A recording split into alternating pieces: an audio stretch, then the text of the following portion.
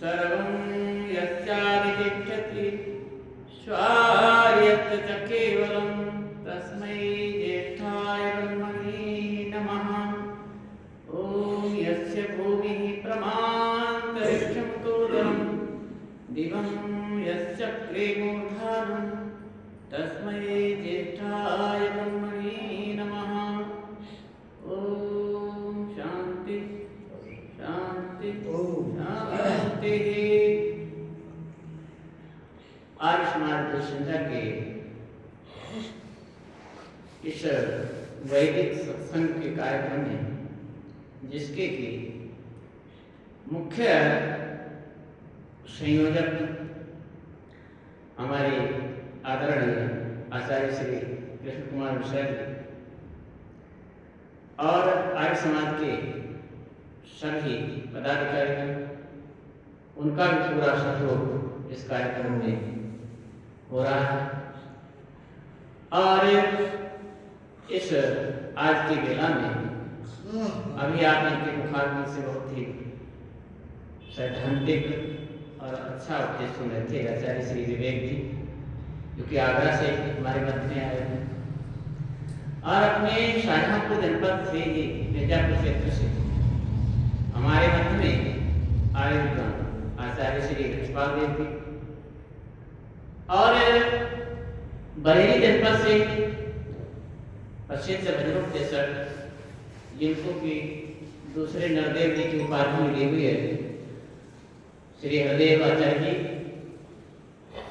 और सभी श्रोतागण को श्रद्धा एवं आदर की योग्य वंदनीय मातृशक्ति आप सभी का यहाँ मिलने से हार्दिक स्वागत और अभिनंदन करता हूँ।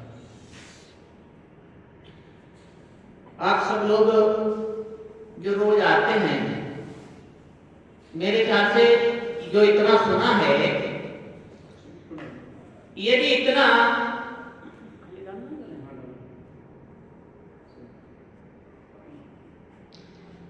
यदि आपने किसी एक भी विद्वान के प्रवचनों को, एक भी विद्वान के बातों को अपने हृदय में उतार लिया, तो मेरे ख्याल से आप फिर अनार्य नहीं रहेंगे। होता क्या है, मुझसे लोग सुनते हैं और इधर से सुना इधर निकाल दिया, ये तो हम सुनाए या सत्संग कराए, तो उसका लाभ नहीं मिल पाता। ये जो सुनाया जा रहा है, इसका मुख्य उद्देश्य होना चाहिए हमारा कि हम इसको सुनकर इस पर विचार करें और उसको अपने व्यवहार में उतारें। परमपिता परमात्मा ने जो वेदों का ज्ञान दिया, हमारे इस संसार में संपूर्ण व्यवस्था हमें बनाकर दी, उसको व्यवस्था को समझने के लिए वेद रूपी ज्ञान दिया। हुआ क्या, एक दृष्टांत के साथ आपको सुनाता हूं। एक सेठ जी थे। सेठ जी ने एक कुआं खुदवाया जल पीने के लिए, ताकि सबको बढ़िया स्वच्छ जल मिले। आज जल बहुत बढ़िया था, बिल्कुल शुद्ध। हुआ क्या, कुछ लोगों ने उस कुएं के जल को पहले तो नियम बना दिया कि इसमें से हर कोई जल निकाल कर अपने पात्रों से पी सकता है, ये नियम बना दिया सेठ जी। लेकिन धीरे धीरे क्या हुआ, कुछ लोगों ने वहां अपना अड्डा बना लिया और अपने अपने घड़े भरकर उसी जल को लोगों को पिलाने लगे। लोग पीते और अपनी प्यास बुझाते चले जाते। धीरे धीरे क्या हुआ, कुछ लोगों ने वहां अपना अधिकार जमा लिया कि इस कुएं का जल हम ही पिला सकते हैं तुम्हें, हर कोई नहीं कर सकता। जिन लोगों ने वहां अपना अड्डा जमा लिया और वो अपने घड़े भरकर लोगों को पिलाने लगे और कहते हैं अब इस घड़े से, इस कुएं से हर कोई जल को भरकर कर नहीं पी सकता। आप लोग फिर भी पीते हैं, चले जाते हैं, प्यास को बुझाते हैं और धीरे धीरे आगे बढ़े तो क्या हुआ, लोगों ने अपने उसमें रंग डालना शुरू कर दिया, किसी ने मीठा मिलाना शुरू कर दिया ताकि वो और स्वादिष्ट बन जाए, और अपने अपने घड़े का वो जल पिलाने लगे। समाज के अंदर जो लोग थे वो पीने लगे इस प्रकार से, और बढ़ते बढ़ते स्थिति क्या हुई, वो जो कुआं था धीरे धीरे उस कुएं को लोगों ने बंद कर दिया। कुएं को क्या कर दिया, बंद कर दिया, और अपना जो निजी जल था यहां से व्यवस्था की उसको पिलाने लगे। उस कुएं पर बंद करके उसको पाट दिया। अब क्या हुआ, ये बात सेठ जी को पता लगी कि वो कुआं तो बंद कर दिया गया। तो सेठ जी ने क्या किया, अपने एक शिष्य को भेजा, अपने कर्मचारी को भेजा कि जाओ देखो उस कुएं को लोगों ने, हमने सुना है बंद कर दिया गया, अपना अपना जो लोगों ने पिलाना शुरू कर दिया, जबकि हमने ये कुआं बनाया था कि इस जल को सब लोग पीकर विशेष रूप से तृप्त होंगे, सबकी विशेष रूप से प्यास बुझेगी। तो वो उनका जो सेवक आया सेठ जी का, उस सेवक ने देखा और लोगों से कहा कि भाई ये जो आपने कुआं बंद कर दिया, पाट किया है, ये आपने गलत किया। ये तो सेठ जी ने सबके कल्याण के लिए बनाया था, आपने उसकी जगह पर अपना अपना ये जल पिलाना शुरू किया है, ये सही नहीं है। तो उसमें जिन लोगों ने वो पाट कर अपना जल पिलाने की व्यवस्था की थी, वो सब उस सेवक के विरोधी बन गए, विरोधी बन गए, और उन्होंने क्या किया, उस सेवक को नाना प्रकार से परेशान करना शुरू कर दिया, यहां तक कि उसको मारने की व्यवस्था की। तो सेवक जो था वो दुखी होकर वहां से चला गया। देखिए ये जो कुएं वाला जो उदाहरण मैं दे रहा हूं, ये जो कुआं का जो जल है ये वेद रूपी ज्ञान है। क्या है, वेद रूपी ज्ञान है, और इस कुएं को के जल को वही पी सकता, यानी वेद ज्ञान को वही पा सकता जो पुरुषार्थ रूपी रक्षी रखता हो और सत्व गुण रूपी बुद्धि रखता हो, सूक्ष्म बुद्धि। ऐसा घड़ा जिसका बुद्धि रूपी घड़ा हो तो वही व्यक्ति इस वेद रूपी ज्ञान को प्राप्त कर सकता है, अन्य नहीं प्राप्त कर सकता। इसी प्रकार से समाज में लोगों ने क्या किया, समाज में के लोगों ने पहले तो वेद विद्या चलती रही, सब लोग पढ़ते रहे, परमपिता परमात्मा ने मानव को मात्र के पढ़ने के लिए ये वेद विद्या दी। फिर क्या हुआ, कुछ लोगों ने, स्वार्थी लोगों ने इन वेदों पर अपना अधिकार जमा दिया कि नहीं, ये वेद हमारे अलावा और कोई नहीं पढ़ सकता। और धीरे धीरे क्या हुआ, जब वेदों पर इस तरीके से प्रतिबंध लगा दिया गया और उन्होंने अपने नए नए विचार, नए नए ग्रंथ बनाने शुरू कर दिए, और इसका परिणाम क्या निकला, परिणाम ये निकला जब वेदों का पढ़ना बंद हो गया, जैसे कुएं को बंद कर दिया गया, नाना प्रकार के अपने लोगों ने जल पिलाने आरंभ किए, ऐसे ही लोगों ने अपनी अपनी मनगढ़ंत बातों के द्वारा, विचारों के द्वारा नए नए मत खड़े कर दिए। सबने नए नए मत खड़े कर दिए। ऐसे ही तो मत खड़े हुए, जैन मत, बौद्ध मत, ईसाई मत, ये इस्लाम मत, ये जो संप्रदाय खड़े हुए ये ऐसे ही खड़े हुए। ये जितने भी मत हैं संसार में, ये सब ऐसे हुए जैसे कुएं को बंद कर दिया, अपना अपना जल सब पिघाने लगे, अपनी अपनी नई नई बातें उसमें जोड़ने लगे। लेकिन कृष्ण जी महाराज ने एक बड़ी अच्छी बात कही। क्या कही? कहा है यह शास्त्र विधि सृज्य वर्तते काम कारतः न सा सिद्धिम आपनोति न शांति न परागति। देखिए कृष्ण जी कहते हैं कि जो व्यक्ति शास्त्र विधि यानी वेद के विधि यानी विधान को छोड़कर मनगढ़ंत विधान को अपनाता है, वो न सिद्धि को प्राप्त होता है, अर्थात जो उसका लक्ष्य होता है वो नहीं प्राप्त कर पाता है, और न ही उसको जीवन में शांति मिलती है और न ही परमगति प्राप्त होती है। इसीलिए हम सबको केवल एक ही मार्ग चुनना चाहिए। क्या? वैदिक मार्ग, वेदों का मार्ग।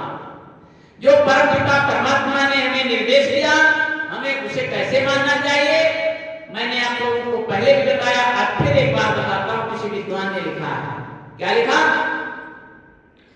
श्रुति स्मृति ज्ञानोदितम यत् श्रुति स्मृति ज्ञानोदितम यत् स धर्मः प्रकीर्तितः अन्य शास्त्रेण यः प्रोक्तो धर्म भाषा स उच्यते।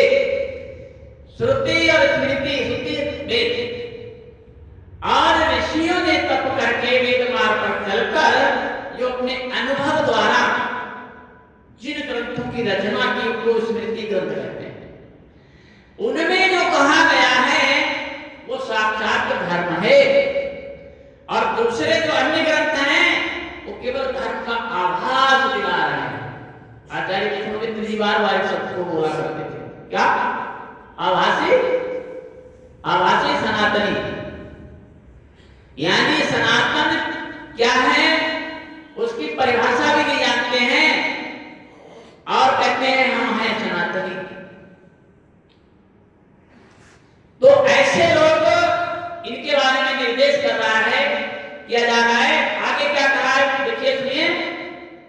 तस्मात् मुमुक्षु धर्मार्थम वेदमेकम आश्रयेत्। इसीलिए जो मुमुक्षु है, जो मोक्ष पाना चाहता है, जो दुखों से अत्यंत छुटकारा पाना चाहता है, उसको क्या करना चाहिए? वेदम एकम आश्रयेत्। केवल एक वेद का ही आश्रय लेना चाहिए। कैसे? अगली लाइन देखिए कितनी बढ़िया कही है। यथा राजा ज्ञात यथा लोके हन्यते न कदाचन। जैसे संसार में राजा की आज्ञा का कोई उल्लंघन नहीं कर सकता। राजा की आज्ञा का उल्लंघन करने का मतलब क्या है? सीधे मृत्युदंड, कठोर दंड। तो इसी प्रकार से परमपिता परमात्मा की जो वाणी वेद है, हमें उस पर चलना चाहिए। और जिस दिन, जैसा कि हमारे अभी आचार्य श्री रक्षपाल देव जी बता रहे थे कि व्यक्ति जब मनुष्य बन जाए, केवल क्या बन जाए?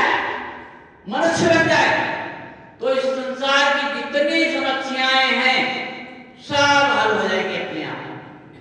ना वो किसी की चोरी करेगा, ना किसी का अपमान करेगा, ना किसी का कोई तिरस्कार करेगा, ना किसी वस्तु में कोई मिलावट करेगा, यानी कोई भी समस्या संसार की नहीं रहेगी। यही पृथ्वी हमारा स्वर्ग बन जाएगा, बिल्कुल स्वर्ग। और इसकी कल्पना श्री राम राज्य में की गई है। श्री राम का राज्य जो था, और भरत जी के नाना राजा अक्षपति जी का राज्य भी ऐसा ही था।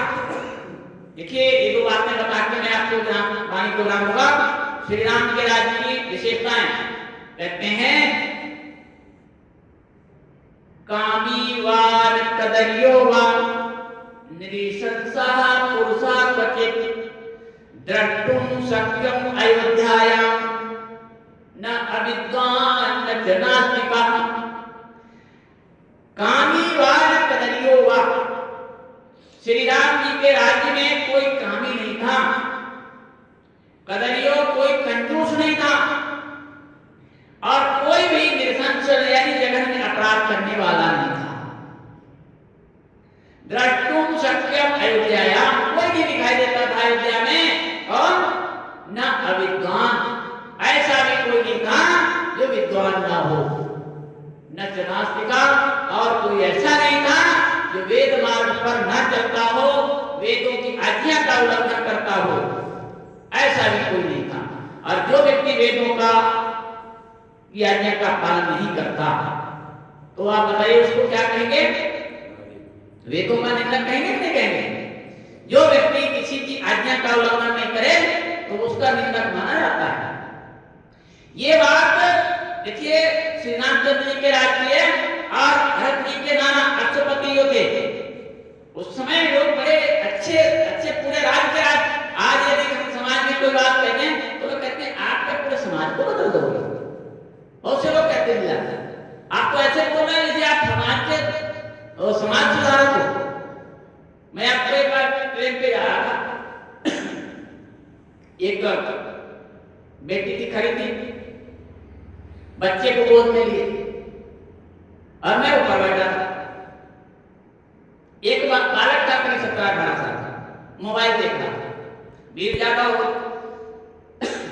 उस बच्चे के पिता, माता और भी कुछ परिवार के लोग थे। मैंने कहा बेटा, ये जो लड़की खड़ी है बच्चे को लिए, बच्चा जब गोद में है तो उसको खड़े होने में दिक्कत होती है। मैंने कहा तुम मोबाइल देख रहे हो, थोड़ा या तो जगह देखो, नहीं तो तुम खड़े हो, उसको बिठा दो। मैंने 2-3 बार कहा, उसने कोई ध्यान नहीं दिया बच्चे ने। मैंने कहा बेटा नवयुवक कैसे हो तुम, एक बात को ध्यान नहीं दे रहे, मोबाइल देखने में मत हो। तो उसकी माँ बोली वो क्यों खड़ा हो जाए, क्या उसने टिकट नहीं लिया है? तो मैंने कहा क्या बताऊं, मैं यहाँ बैठा हूँ तो बिना कहे खड़ा हो जाता।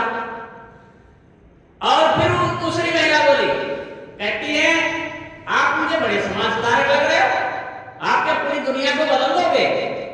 बताओ, एक महिला को बिठाने के लिए हमारे बच्चे को खड़ा करने के लिए कह रहे हैं, होने के लिए कह रहे हैं। मुझे बड़ा आश्चर्य हुआ। और वो बच्चा उठा नहीं, उसका पिता जो था वो उठ के खड़ा हो गया। तो वो जो महिला दूसरी वाली थी वो मुझसे बिगड़ने लगी। तब जो व्यक्ति जो खड़ा हुआ उस बच्चे का बाप, उसने कहा नहीं स्वामी जी ने कोई गलत बात नहीं की, स्वामी जी ने ठीक कहा। तो मैं चुप हो गया। मैंने कहा इसको समझाना भी व्यर्थ है। मैंने कहा बात ये है, थोड़ा अच्छा है लेकिन इसको भी अकल नहीं है, नहीं तो इसको खड़ा करके खड़ा हो जाए। अपने बाप की बात मानता बच्चा, लेकिन बच्चे को खड़ा नहीं किया, वो मोबाइल देखता रहा और स्वयं खड़ा हो गया। तो इसको क्या कहेंगे? ये क्या शिष्टाचार में आता है? नहीं आता है। तो देखिए हमारे समाज में जब व्यक्ति स्वाध्याय नहीं करता, विद्वानों की संगति नहीं करता, चिंतन मनन नहीं करता, व्यवहार कुशल नहीं होता, तो ये समाज तब तक अच्छा नहीं बन सकता। हमें सोचना चाहिए, कहीं भी हमारे वेदों का निर्देश है। क्या निर्देश है? अश्वर्याराम ते लोका अंधेन संसारता तांस्ते प्रेत्या विलक्षन्ति एक आत्मा हो जाना। हमें वे कार्य नहीं करने चाहिए जो हम अपने लिए पसंद नहीं करते। यदि हम जैसे हमारी इच्छा है कि हमारा कोई तिरस्कार ना करे, अनादर ना करे, हमारी कोई वस्तु ना कोई चुराए, इसी प्रकार से हमें उसके दूसरे के साथ भी वो व्यवहार नहीं करना चाहिए। और यदि हम करते हैं तो वेद कहता है असूर्याराम ते लोका, असूर्या कहते हैं जो निंदनीय लोग हैं, निंदनीय योनियां हैं, उनको प्राप्त होता है। शरीर छोड़ने के बाद उन योनियों को प्राप्त होता है जो अपनी आत्मा का हनन करता है, अर्थात जो अपनी ही आत्मा का हनन करता है, ऐसे कार्य जो करता है जो अपने आप को पसंद नहीं है, दूसरे के साथ व्यवहार करता है। तो देखिए वेदों में, हमारे ऋषियों ने उपनिषदों में, ब्राह्मण ग्रंथों में, दर्शनों में बहुत ज्ञान विज्ञान बनाए। हमारा सभी लोगों से यही निवेदन है कि वेद पढ़ें, दर्शन पढ़ें, उपनिषद पढ़ें और चिंतन मनन करें और अच्छे मनुष्य बने। जो अच्छा मनुष्य बन जाता है वो अपना तो कल्याण करता ही करता है, वो सारे समाज के लिए एक रास्ता खोलता है। ये कोई ऋषि बन गया, कोई देवता बन गया, कोई धर्मात्मा बन गया, महापुरुष बन गया, तो वो हमारे सारे संपूर्ण समाज के लिए एक रास्ता दिखा देता है, रास्ता दिखाने का कार्य करता है। लोगों को आत्मबल बढ़ता है, विश्वास बढ़ता है, देखो ये ऐसे बने, ऐसे हमें भी बनना चाहिए। तो ये थोड़ी सी बातें हमने आपके सामने रखी। आशा करते हैं कि आप सभी लोग ये जो सुन रहे हैं इतने दिनों से, इसको समझकर अपने जीवन को अच्छा बनाएंगे। सभी के लिए शुभकामनाएं।